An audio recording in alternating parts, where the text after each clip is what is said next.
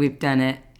It's finally here. And we're together for the first one. I know. I think that's really exciting. I know. So we asked everybody what they wanted for our first podcast, and pretty much most of you said our origin story. Our origin story. Like we're superheroes. Oh, yeah. I mean, to some people. Yeah. So I think, I don't know, we should start sort of at the beginning. At the very beginning. Yeah, at the very beginning. And so Mallory and I are best friends. Mm-hmm. And, I think that it's really interesting how we met. I don't know. Yeah. And to say, like, we haven't been best friends forever. Like, we didn't know each other when we were kids. Exactly. Or, like, I feel like a lot of people are like, my best friend, I've known them since I was, like, 3 or something. Right. And it's like, that's not the case for us. No, definitely not. So we met as adults. Yeah. In, 2015. I think It's been about 10 years now. Yeah, oh my gosh. I want to say. And we were both trying to have our first kiddos. Yep. And we joined an app called Kindara, if anybody remembers it. Yes. I don't even know if it's still around at this point. I looked it up the other day, and I don't know. I mean, I saw the website, but I don't know that it's like, there's more things out there now. Exactly. 10 years ago, it was cool. there was only a few things. And basically, like, you would post a screenshot of, like, your cycle, and people would make comments that, like, try to help you figure out if you've ovulated. Yeah, or, like, give you insights into what might be happening. Yeah. And we would talk in these comments. It wasn't even like you could, like, message somebody. No, it would be like having your friendship develop on Instagram in the comment section today. I feel like that's the equivalent today. It really is. And we, like, talked there, became friends, like, followed each other's journeys. And then Skye, I think we were like, just add me on Facebook. And Skye found... Aging us. Skye found me, and we became friends on there, and then started talking through other Messenger. Things. Yeah, other things. And so it was really nice. I mean, it was definitely... I don't know. We needed one another, I think, at that stage of life. Yes, absolutely. Yeah, and we still have other friends from Kindara. We do. We do still have people that we know, that we talk to. That we send pregnancy, well, not we anymore. Yeah, that we have sent pregnancy tests to, like, you see it? Anyway, exactly. And then the debate begins. I know. So no, it's, so that's where we started. Yes. And then Mallory got pregnant. Mm-hmm. And then I got pregnant in April of 2016. Yep. And I went to visit you, I want to say, in like July. Was it July? 2016. Mm-hmm. So I met her in person. Maybe it was June. My husband thought that she was going to, like, cut my kidneys out and kill me. No. But here we are. My house was not big enough to store any dead bodies at the point.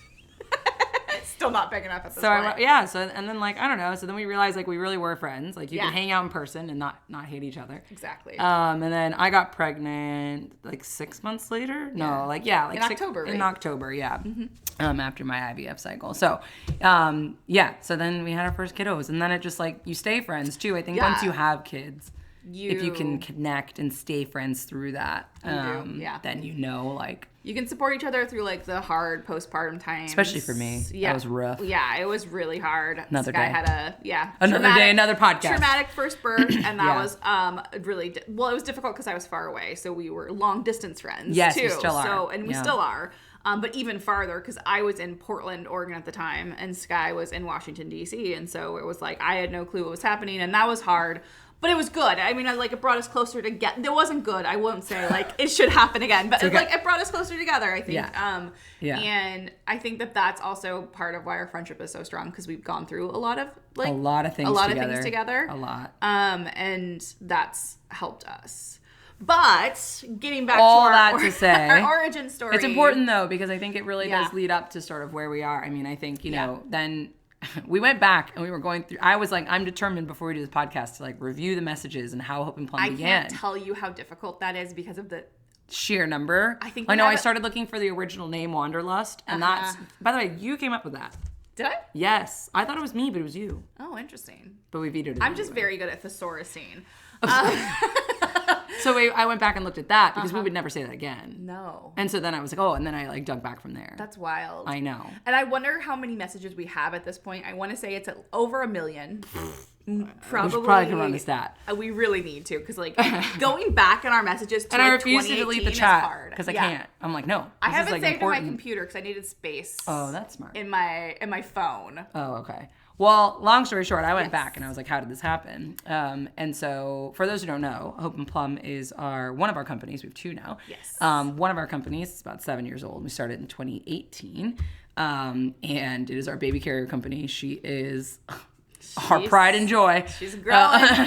She's growing. And probably how most of you know us. Yes. And so I think, if not everyone at this point, because this is a brand new podcast, where else would you come from? I know. Just find us. Which is fine. They think we're pretty. They want to see what we have to say. Yeah. So we were big into baby wearing. Yes. We loved it. Loved it. I have to say I was pretty terrible at it. You weren't terrible. The carriers were the ring slings on the market at the time that we had tried. There were other good ones, but the ones that we were trying that were popular were very hard to use. They were definitely like you had to to soften them and break them in for 8 years and anyway. But so it was a whole situation. Right, but we got wrapped up in what we criticize today, which is called FOMO. Yes. And there was these big drops all the time, right? Well, really not big, but there were these drops all the time, and we missed out on it. Well, there was one coming up that you were really excited for. I didn't want anything. I know you did it. Yeah, so you cart buddied me. Yes, Skye was super excited, and I was like, okay, what do you want? I will do this.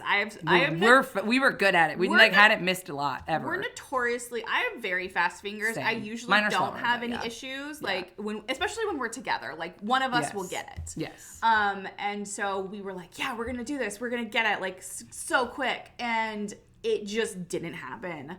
And I was crushed. Mad. Now, those who know me now, and I don't think this is a surprise to anyone, I texted her and I was like, I'll just make my own. And which is so Skye, and I think everybody here probably has any sort of, if you followed us for a while, that's like, oh, that's not surprising at all. That's normal. And so I texted her and I was like, yeah, I'm gonna make mine. And so then I went down the rabbit hole of what it would cost to start a ring. What does this look like? What does this look like? Where's the fabric come from? How much does the fabric cost? How much do rings cost? What's the legalities? Labor? What does this all look like? Yeah, within hours. I was like, I just want to know.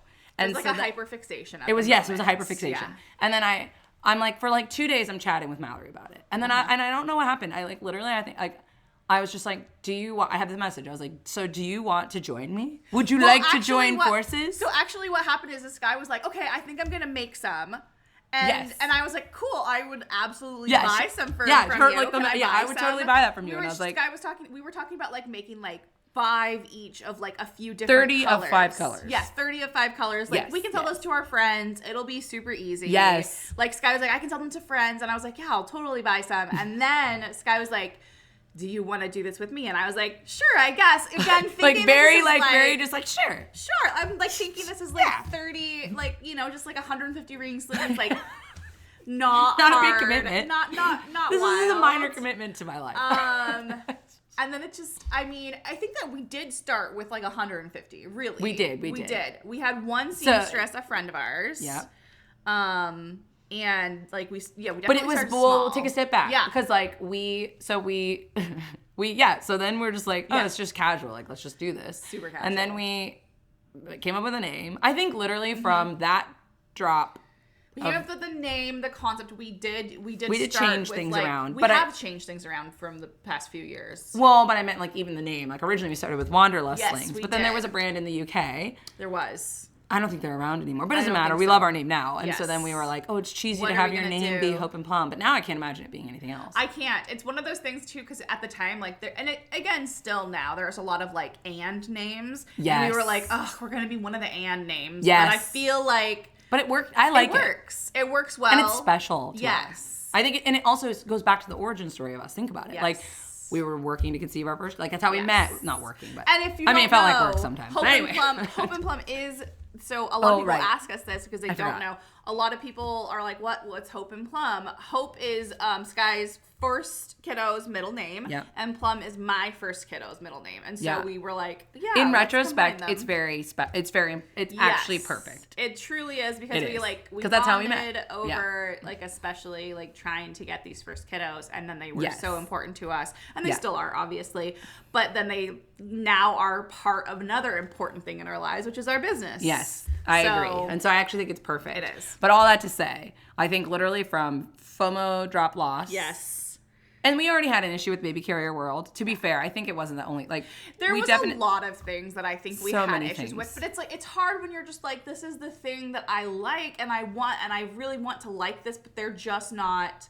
I think that was doing the the straw things that broke that the we camel's want. back. Yeah, it was it like, really was. yes, it was like we had already been chatting. Like, why is this fabric so hard to use? Why aren't there more size inclusive lengths? Like Mallory Yes. struggled with the inclusivity on lengths.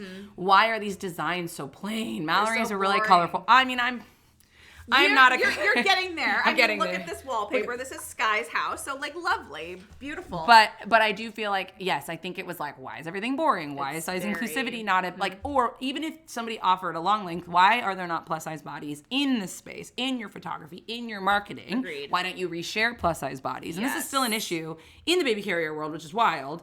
What, 7 years later? We're Yes. still facing this. We're still All the time. we're still one of the brands that is like pushing forward on this. Yes. And now there's other problems. But long story short, I think we already were like, this world sucks. yeah. We could do better. And then that happened and I was like, no, we're going to do this. And so I think that was it for me. It was like, yeah, I I agree. think it was brewing. And then also the how hard could it be? Oh yeah, how hard could it be?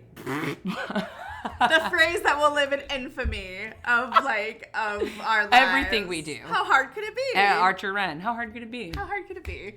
How hard could it be to make underwear for 11 different body sizes? I don't know. But here we are continuing on, and I will say, so we started everything, and we came up with we came up with a name, we came up with an idea. We were doing I'm a national corporate parks. lawyer by trade. So Yes. like at the time, I do think it's a little, so I think talking about, I think a lot of people ask us, how did you start a business? What is your advice? And I think it's harder for me because I do feel like we had a leg up in a way. Like as a corporate lawyer, right? It's easier for me to jump into contracts to set up a company. I could do it like super fast. Yeah. And then I also think that, being friends with the foundation going into it was a big one, right? Yeah. Because it was like, we cannot stress enough, and this is probably a podcast for an entire other day, but Yes.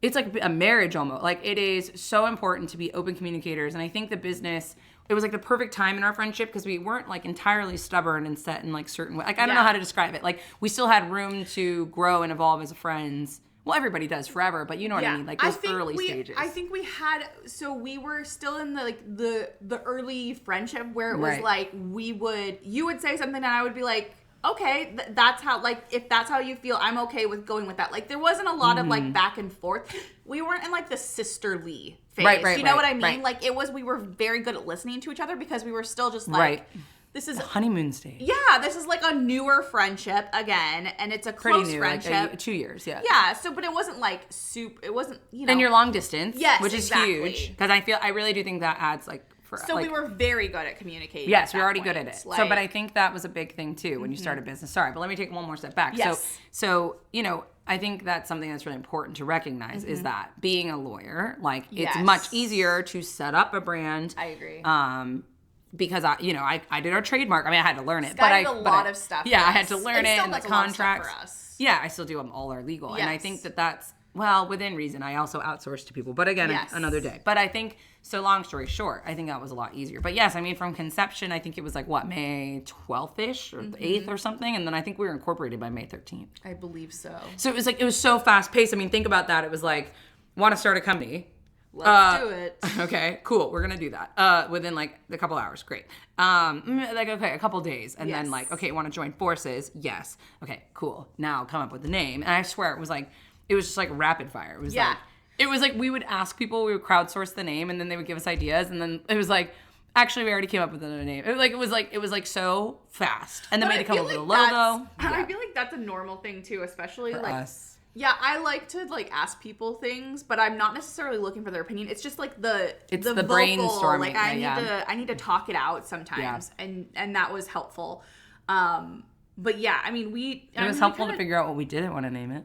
That we did. We were like, we can't name it these things. We can't go this way. We can't there were specific things, and we didn't want to step on any toes of not step on any toes, but we didn't want people to think we were trying to copy or replace other brands that were currently out at the time. So we were like, okay, we have to stay away from certain names, basically. I agree.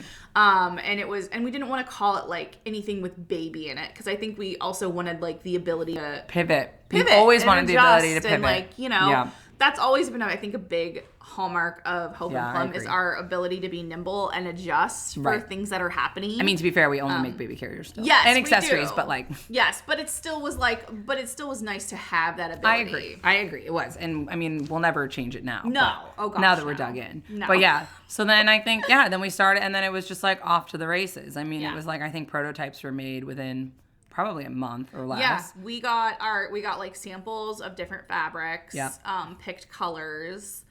I think that did you get the samples? I got the samples and tested them. Yes. Because I was traveling at the time. Yeah, you were traveling, and then I got another one, and we kind of tested them out to see. My oldest at that time, she was like 18 months going on 2 years. Yeah, so she was on the high end. Right, whereas of our Eleanor range. was younger. And that was kind of helpful to have, again, two different two different bodies, two different babies. Sizes. Yeah, it was really testing it out. And then at that point, I think we started to kind of market. We had the Kandara group. We had a group of friends that we had met on Kandara. And honestly, that was like our first original hype squad. Yes. They were I feel like so about this. And I think that is a huge thing too, because I feel like people it sucks because I do feel like when you start a business, you need that hype squad, right? And I think that that's really important. And how do you find that in your community, right? And I think had we not had that, we maybe would have been we were always kind of unhinged. But I feel like, having that hype squad and having people be like, oh my gosh, I love this. It was really important to help propel and give that initial momentum.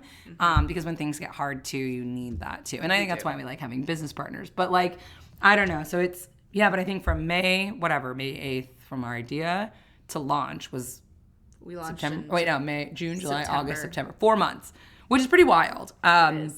Because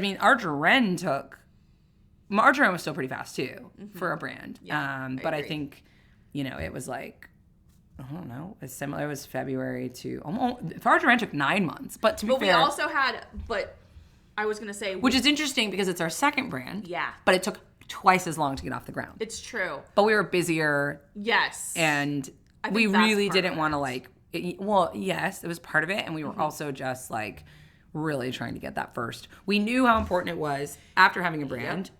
You what you put out there is so important, and it's better to slow down and put out something super high quality that you love and you can stand behind than not, because your reputation is everything. Kind of like customer service. And again, these are all topics for another day, and you can tell us what you want to hear about. But I think that was, it was interesting. But I think that we actually learned a lot of lessons from Hope and Plum. Oh, absolutely. I think that was part of why it took longer for our second brand to building foundations. We knew what needed to start right away. We started with an MRP software right away, which was something that we didn't do for Hope and Plum for 4 years, 5 years.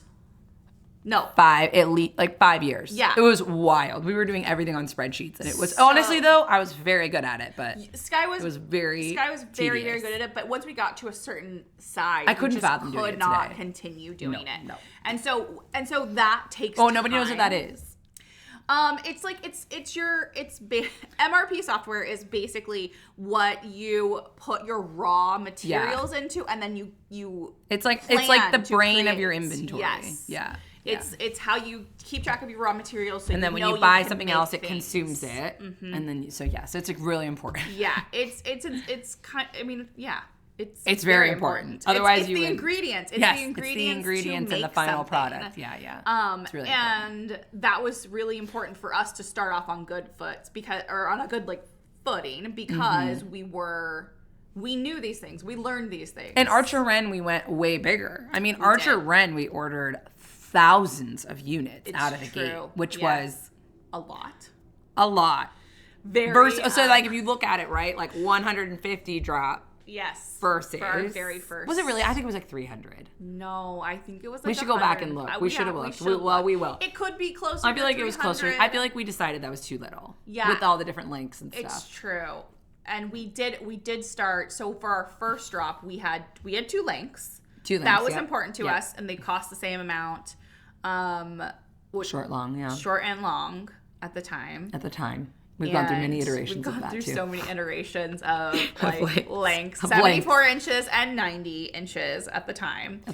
Yeah. And Yeah, so we did have to account for the different variants. Yeah. So I think we ended up higher than that. Each. Yeah. And so and not that you ever pushed back on it, but I was always like, we need enough longs for the people who want longs. Yeah, I agree.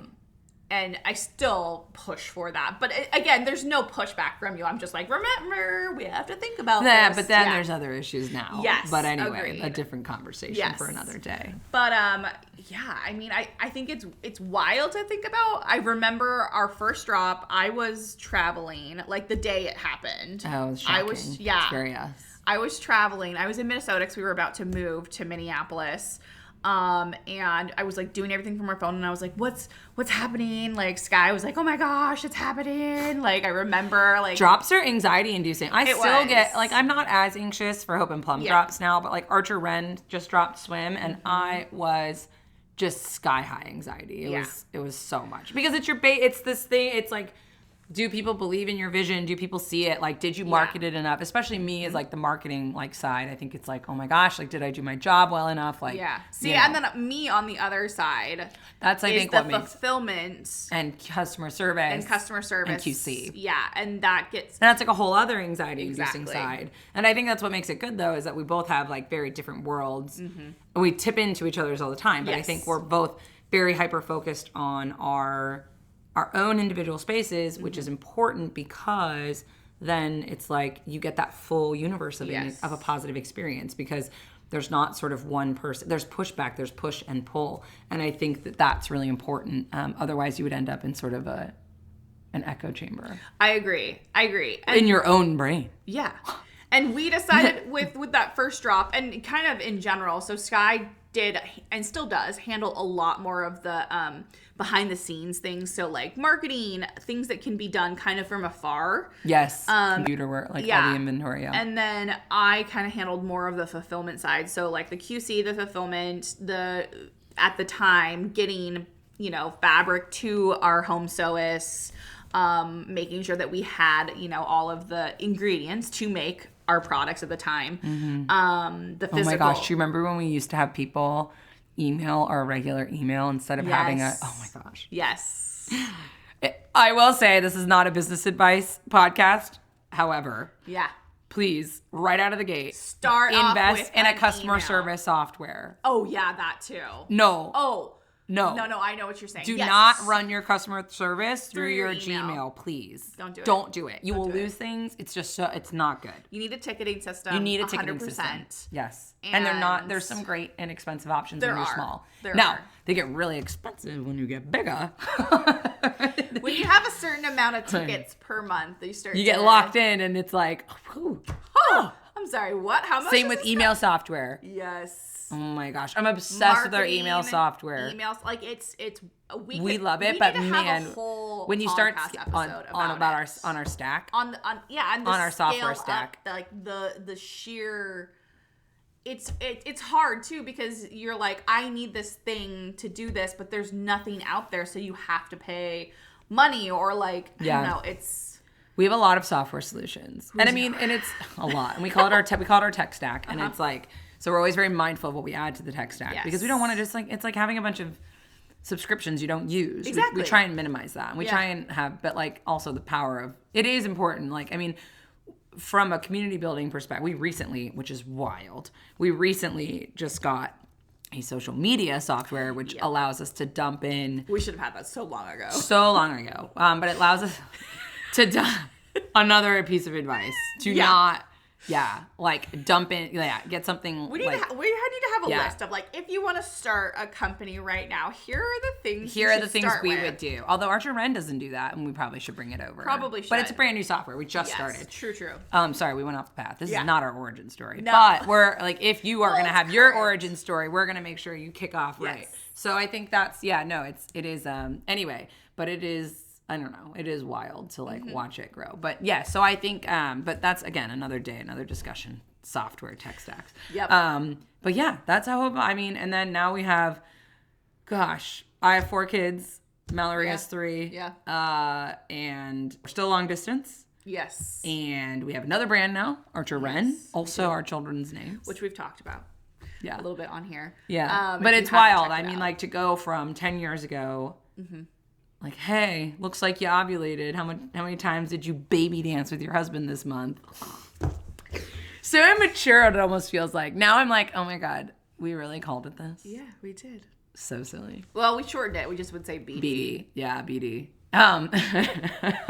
We're really showing our age right now. I know. Oh my I know. gosh. And now I'm just like, you mean head sucks. Yep. Anyway. Yep. But like, I mean, but I mean, if you can talk about those things, and I also think, excuse me, I also think that's what has driven our culture now, is being openness, that transparency. I think that I do feel like that being able to do that so early on as friends and realizing that that's what we needed at the time has made us a much more transparent brand in the sense that like, we have customers who tell us things. I mean, I love it. I mean, our DMs are full of people who are like, you have changed my life in this way. And like, you probably don't care. I'm like, I fucking care. Like, I care. We care. And I'm like, these are the things that keep me going on a day that is horrible. I mean, it is tough having a business and tough in this climate, in this environment, which is not friendly at all. We're in a very interesting place, I think. And it's been really interesting to watch 7 years as a brand.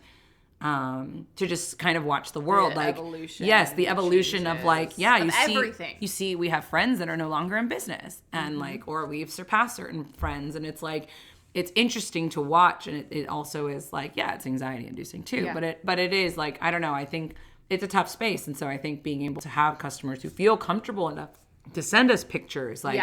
Now we have Archer Red, and people send us pictures of them in their underwear in their most vulnerable moments. Which is fantastic. Yeah. I mean, it's fantastic that they're like, I love this so much. Thank you. It's fantastic that people have that space. Yes, and I think agree. that that's part of, back to the origin story, we had that space to talk about our anxiety, our emotion. And people have read it now, but like, it's different. That's, like, well, Kandara was faceless too. But like, it's similar, I suppose, but a little bit more, and maybe I'm wrong. Maybe Reddit is very community based, and there probably is very similar in some ways. But I think that at the time it was, you realize you needed that support, and I think that that's why Hope and Plum and Archer Red now leans so hard into being so real and being so transparent and trying to do these things, because those are the things that built our foundation and our friendship and how we got to where we are now. Yeah. And like, we needed that. And I think everybody needs that. Everybody needs it. And that's why we have our Facebook group. Like, it's a really great little corner of the internet. Community was like, I think really big for us. Yeah. Out of the gate, and still is, obviously. Yeah. And I mean, I think community is huge, and also ethics. Like, I think, we always knew we were never going to, I don't know, there's just places where you buy things from and you're like, I don't have any clue how they make this or what happens or like who they are even. But I think it helps because, and again, a podcast for another day, but you were in the slow fashion world already, I feel like. Yes. Or dipping into it. Yeah, dipping into it. And you always like were, I mean, as a lawyer. As a first-time mom in particular, I was I like to investigate. I was like, what are you about? What is going on? Yeah, just as my personality is like, who are you? Where are you from? What are you doing? Like, and then I think that made me realize, like, right, like, when you put yourself out there, can you, with a straight face, say? And I think that's really important. And I think too many brands don't care about that. Like, oh, well, just don't ask me. And I'm like, ask me. Like, ask me and I'll tell you. And if I don't know, then it's a blind spot that I will address. I mean, I think that's another thing. I think being really honest, and I think there's too much shame around, like, you can't somehow change. Like, if there's something you've done that maybe, I think that was something we had to work through too, is like, we always, as older sisters, the eldest sisters of the, in each of our families. And I think that is a very heavy thing that we always feel like you can't fuck up. Like, you can't make mistakes. Right, you can't. And so I think that's been something we've had to work through, and it's been really helpful to have a business partner too, because we can like tag each other in and be like, hey, like, it's okay. Like, because I think 7 years in, you realize most things are not the end of the world. But it feels like it in the minute. In the moment, it does. You're just like, oh my gosh. It does. What am I going to do? And then... Yes, like, this will never come back from this. And there are some things you can probably never come back from, but... And then you usually do. You usually do. As long as you're honest up front. And apologize. Like, I think a huge amount of people are afraid to apologize because they don't want... I don't know if they're afraid to apologize necessarily. Admitting they're wrong? 100%. I think there are plenty of people who are afraid to admit that. They don't want to look weak, and they also, like, it's an uncomfortable thing. It is uncomfortable. So uncomfortable. I don't like looking weak, I guess. Yeah, I mean... But that's a millennial thing, too. I agree. It's an elder sister millennial thing. Eldest, yes. 100%. Not to stereotype people, but I do feel like there are... I agree. I feel like you also can't ignore facts. No, but I think that... I don't know how we got here. Shocking. This is how these podcasts are gonna go because like me and Mallory, like especially me, I'm like a tangent girl. We have an idea of what we're gonna talk about. Yeah, but then if you touch on something, I'm like, well, let's go down this rabbit hole. That's why I was really good at depositions in law school. That class. I remember my professor was like, Skye just railroaded you, and I was like, yep, because I can just keep talking forever. Once I get like the scent of something, I'm just like, let's go down this hole, and then it's like, and it's just like boom, boom, boom. Then you get to the bottom, and you're like, you just told me your whole life story and confessed to like murder, and I'm like, I rest my case. And there we go. Usually on like lives and stuff, we'll have to. I'll be like, okay, let's move back into, and not in a bad way. It's more redirect. just like I'm gonna redirect you, so we don't end up with a 2 hour. But that's from passion. And I think that's what's so nice. 7 years in, like, yes, there are days. Even today, I was like, oh my god, I'm Monday. Like, I've got things to do. Mallory's getting on a flight. Mallory's leaving for a flight in I don't know, like 15 minutes, 30 minutes. But so I was like, oh my gosh, like it's just gonna be so stressful. But then you get into it, and you're like, you're reminded that passion drives us all the time. And like I think that's the other thing is like you had to be passionate. Like baby carriers were the perfect passion project. It was like we recognized, and again, story for another day, birth stories. But like after my birth story with my daughter, baby wearing was like my saving grace in the NICU. It was like. It was what helped me. I never got golden hour. I didn't hold her for, I don't remember, what was it, 24 hours at least? Yeah. I feel like 24 hours after birth, I was like in the ICU. Anyway, whole thing. Waking up without your baby is like hard. Wild. And so it's wild, especially since I've had 3 births not like that since. And so it's like hard to like put myself back in there. I mean, it all worked out and I'm fine with how it happened, to be honest. I'm at peace with it. But like, baby wearing was like this, and that was just our first kiddos. Like, and then like second, third, fourth. Oh my god, I just can't fathom. I can't fathom not having it as a tool. And then not only that, I can't fathom having it. Now that we have the Lark in particular, I can't fathom not, and especially as a plus size person, and it's a conversation again for another day. I think an entire thing. Whoa, being comfortable and like being able to like do something and feel completely empowered. I think that is what drives us. It's like you are empowering people every day. And it's so, like, I feel like sometimes we downplay it, but in reality, like, what we do is so damn important. And it's like not just the ethics, not just like plus size include. Well, it is that it all plays into it. It all plays into it. But the core of it is that empowerment of I can hold my child, have this connection, and like also still be I can go out and I can get a cup of coffee, or I'm not trapped and like I can go, or I can meet. Like there's just it is not talked about enough in the baby carrier space. Or I don't have to like my arms aren't going to be tired carrying like holding this kid. Yeah, you know? Like, exactly. I'm not gonna be frustrated. That's the other thing. I'm not gonna get frustrated at my child, which is not their fault. That's they're biologically like they want to be near you. But it's so hard. Oh my gosh. I'm still like if I have to put my kids in my arms at the age of 2, I'm like, oh, how dare. I know, and I get frustrated. I get angry. And I'm like, and it's not their fault. It's just that I'm overwhelmed. I'm overstimulated. And I'm like, and then I'm just like annoyed. Yeah. And it's not their fault. It's not about them. It's just like that. Yeah, it's just like in the moment that comes up. But then if you have a baby carrier and you can put them in and you can regulate and you can give yourself even just that tiny bit of freedom of hands, which is huge. And then oxytocin too. An oxytocin, yes. But that's what I'm saying. I think that passion, realizing that we loved it out of the gate, that passion for really propelled us ahead. Yes, and I think that that's the difference between us and like a lot of brands. Like we show up. Yeah, like, I was gonna say a lot of brands at this point are either have been sold. Yes. Maybe, and they were probably started by people who love baby wearing. Yes, that's true, but it's not talked about enough. And then the baby carrier world clings to these older, and I'm like. These people have sold. You need to accept that this is private equity now. This is private equity. And I think, and this is a podcast for another day too. Again, when we started, but it's a perfect kind of segue and wrap up almost, is that 7 years ago, I think, especially it's like corporate law Skye, was like, we're going to build this brand. We're going to sell it when we hit a certain spot. And I would argue that we've hit that spot this year. I would argue that we've hit the revenue goals, like multi 7 figures, and which we did last year too. This year would be more, but like this year, I think is about the year that we 7 years ago would have started exploring selling. Yeah. And I think what's really a huge growth point in 7 years is that recognizing what has happened to this industry, watching it, and then talking to other baby carrier people, realizing that is the absolute wrong path, that is, It would destroy the brand. Yeah. It would make money. It would keep going. Yes. It would be successful but from it would a private erode equity customer perspective. Trust. Yes, it would. But it would not just that, like from a business perspective, like it would still be successful. But it would not be what we set out to do. I agree. And what? Then what?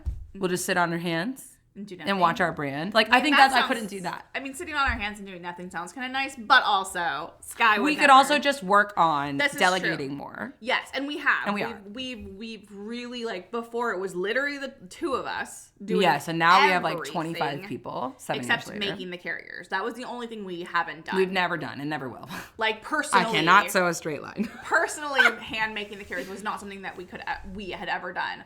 But everything You fix else, them. I do fix them. I'm now a very skilled seamstress at this point. But I don't want to make the carriers. But now we have other people. They are. No, we don't. But I'm just saying, I think that they're amazing. But from that origin story to here, it's kind of interesting because it's like, I think, and I was definitely nervous when I approached you about this. I was like, I need to tell Mallory that I don't want to sell anymore. And I think because it would be nice, right, to get like a lot of money. Yes. And then be done. I mean, I'll never retire. I'm always going to be doing something. I love doing things. And then we have our run, so we're not really retiring anyway. Yes. But it still was just like, we have all these employees who, like, imagine if they couldn't keep going. Yeah. And like, it would just be everything we built would just, while it could still be successful from a monetary perspective, it would just literally gut the heart and soul of the brand, as other brands, how we got here, have done. Yes. And that's the problem, is like, this industry is full of just private equity now, the whole baby world. I think that's something that a lot of people don't realize. They have no clue, and it's not like we're trying to point out and go like, aha, look at you, you're a faker. But they are deceptive. But it's hard too when people love something so much to see other people doing it, but then not doing it with like their heart and soul. I think it's harder. Like, it almost makes it harder when people are please. Today I got a DM of Baby Bjorn reposting of a picture of we got to try this on and learn how to baby wear today. And I literally and it was a baby completely in it wrong, a doll. But I like reached out to the person they reposted and I was like, was there an educator on site? Because just so you know, if this was a real baby, this would be really unsafe. Like, it was very bad. Yeah. And I was like, and that's what I'm saying. Yeah. Like, these brands, even if you have like decent intentions, I guess, it feels like, especially private equity owned brands, not to like harp on them, but like you gut things. That's like, I'm a corporate lawyer. I've watched it. I've sold things. I understand what you're doing. The goal is to come in and they think they can make it more efficient.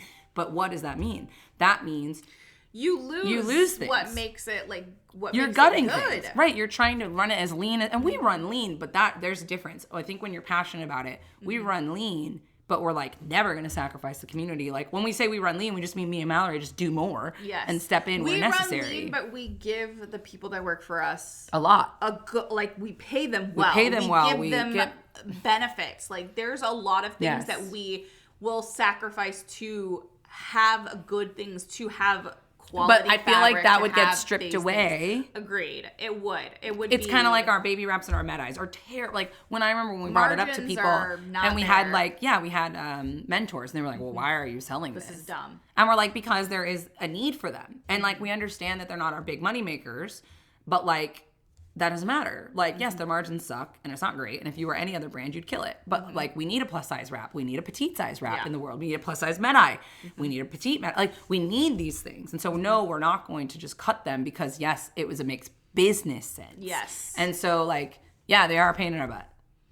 But we still have them. We still love them. There's still a place for them. And I think that's, we always look at things like, is there still a place for this within the baby wearing community? Yes. And within our brand? Like, I mean, obviously, if everything turned on its head for Hope and Plum in the next, like, day, let's say, and we had to make tough choices, would we cut those? We would. Maybe, but for right now, we're in a really good space. And we feel comfortable keeping them, Yes, exactly. Even if it's not ideal. Exactly. And I think that's that's why we aren't selling, because we're like, we get to make these decisions, and some days it feels almost surreal. And why we have no outside investment. Agreed. Zero. And and we're transparent about that, because So there's no one. There's nobody. We don't answer to anyone. We don't. I mean, us, you and me. Yes, the two of us. Yes, and we listen to our community and what right. That's very different than having an investor that agreed. says you have to do something. Exactly. So we don't have we're not beholden to anybody except ourselves, really. Right. And it's our screw ups. Yeah. And I think that's why you can be more passionate. Yeah, agreed. And you can go out and say these things because it's like you're screwed up. Like I mean, but that's what makes us even more accountable. I agree. Because it's our faces, our name. It's very different than somebody else reposting behind the scenes.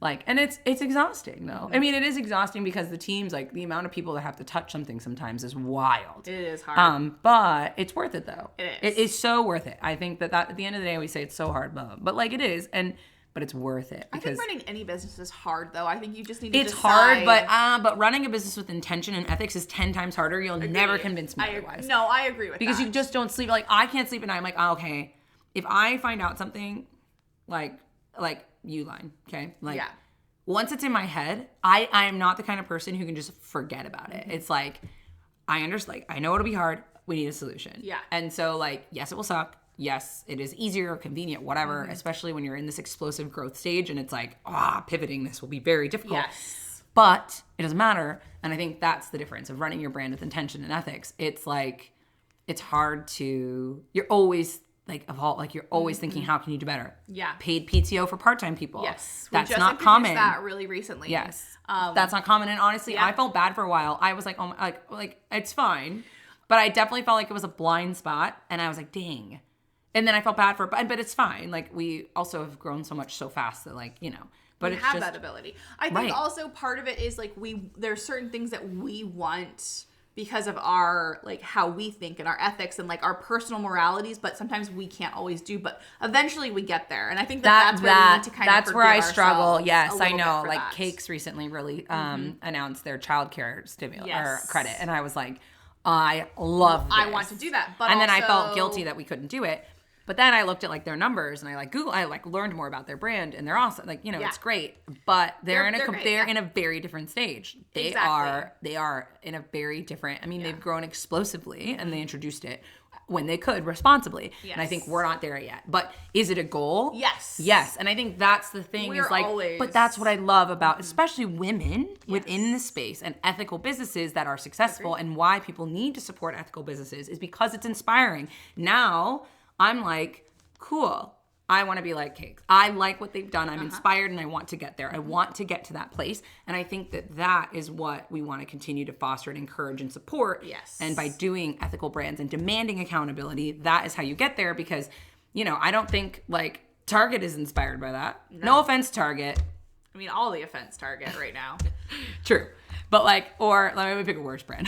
Amazon, Walmart. Like I'm saying these are like brands that and again, this is an entirely different conversation and we're on a tangent, but like I understand they've slowly built these, but it's like they're not going to look at Cakes and go, wow, we should aspire to be like Cakes. Them. Yeah. That's what I'm saying. But for us, it's like we see that and we're like, that's where we want to go. Right. And as women-led businesses too. Selling does not get us there. It gets us somewhere, but it doesn't get us the place where I think it gets you and me somewhere. Yes. But now, but it's just not about us anymore. Yeah. It's about our employees. It's about our everything. It's about our community. It's not about us. We need to have an entire episode dedicated to our employees and how much we love them and how much they Oh my gosh, we should interview them.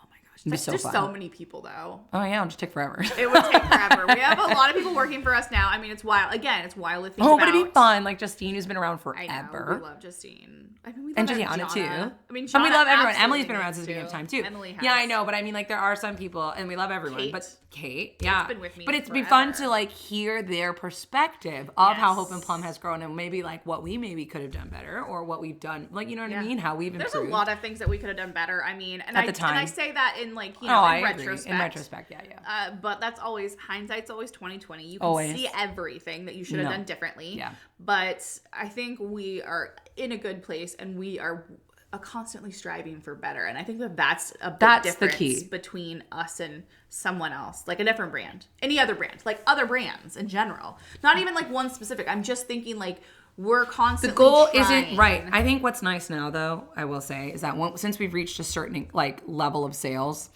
we have the ability to almost rest. Me in particular, and I think you too now. Yeah. Now that we've hired enough people, now that we make enough money, I think we're able to, which is really important, to value your products properly. Yeah. Honestly, Hope and Plum, it's funny. I love when people are like, Hope and Plum is underpriced. And I'm like, thank you. Thanks for that. Thanks for that. But we are comfortable. Yes. Right? And so I think that now that we've reached that spot, we can kind of take a step back almost and, okay, now how do we do better? How do we like what, like, and I think that's like, the drive isn't how do we make more money this year? Like, yeah, of course we want to hit goals. But the growth for us is like, how do we reach more people and get them to feel what we feel about baby wearing? While also still not driving ourselves into the ground. Right. I feel like my mentality in the last probably 3 to 6 months has pivoted significantly. And that's partly because we have the breathing room financially too, like to breathe, to slow down and be like, we can afford this. We can Let's take do a little bit of time. Yeah. We can enjoy our lives. And it's hard too because we do have small children. Yes. That are growing rapidly. Really fast. I'm like, how is my oldest 8.5 at this point? I cannot. And it's not that I'm like, I need to be done with this because I can't see my kids grow up. But part of it was like, we are going to start a business. So we have a little bit of flexibility to do what we want. But then it ended up kind of consuming our lives. Yes, it did. But our kids are part of it. We're now at a really good, I agree. stage. I'm comfortable. Where we have the flexibility to kind of go back and forth and like put our energy into the business when we need to, and then pivot away. And then pivot away when we need a break, when our kids need us, when, you know, and like, yeah, I think that's ideal for us. This is definitely right now. not our origin story, by the way. No, but I think it's where we are right now. That is our origin story. Right, our story is constantly evolving. Right. That's where we started. Here's where we are now. Here's where we want to be in the future. We touched on that. Where do we want to be in the future? I just want to take over the world. Well, sorry, a balloon pop onto a balloon arch from Penny's party. We were both like, ah! Well, I may have to edit that part out. I don't think so. Keep it. And I think where we want to be as a business, like we want to be still here. I want to get to a place where we can continue to offer better benefits. Yeah. I'd like to have a bigger space. Yes. My dream is very aggressive. From a lawyer perspective, it's going to be tough, but I'd love to have a childcare space. Yes, that would be really That would be so nice to have for parents be able to be close to their kids.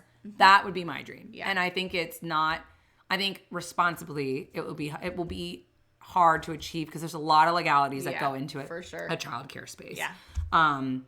But that would be my dream. And I think Mallory agrees. Like, I think that would be the dream. Like, it's like we want to be able to be child friendly. Yes. Keep kids Employers, safe. But like keep parents near them. Yes. But the bigger you get, warehouse spaces. We do like, babies can be in the warehouse in a baby carrier, but like it's still not perfect. Like to me, the perfect thing would be they're right next door. They're right next door. Somebody's looking after them. You can go over there when they need you. And, then you can also focus on your work. Like also. But that's tricky though, because it's like, you got to hire a good teacher. It's like a whole other business. Yes. It is. And so I think that's the problem. It's like, so we have all these dreams, hopes, aspirations, and like, I think that we'll get there. I don't know when. I don't know like in a retail space. Frame. Yes, a retail space. Not necessarily a huge retail space, but like a place where people can come try. Because honestly, I think we used to want to wholesale so bad. I remember feeling such a failure that we couldn't wholesale because our margins weren't good enough. And now I'm like, I don't want to wholesale. I want a D2C. I want to have that customer experience. I think too, but I want people to be able to try on carriers. I agree.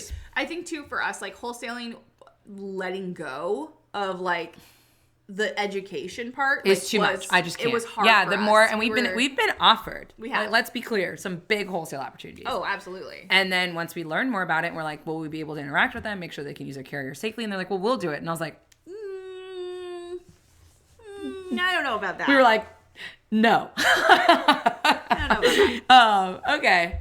Yeah, no. So I think that's the thing. It's like, I'd love a retail space. We have a lot of lending libraries. I'd love a rental program. Yes. But that will require an entire human being, an entire space in the warehouse dedicated to it. Exactly. And that's the thing. I think we don't want to do anything halfway. We know, because that's worse, as we have learned. I think doing something halfway and rushing to it because you want it can ultimately lead to a bad user experience that will ultimately hurt you. So I think that does not work for us. But those are our dreams. Those are our dreams. Our dreams. A retail space, like a small retail space to see people. I think from the Archer Wren meetup, that was a big one. I realized like how fun it would be to have like, and also for people to see like a dedicated space that is designed for us. Like that is us. I think that will be big. And also maybe and highlighting other brands. That was always something we wanted to do from day one.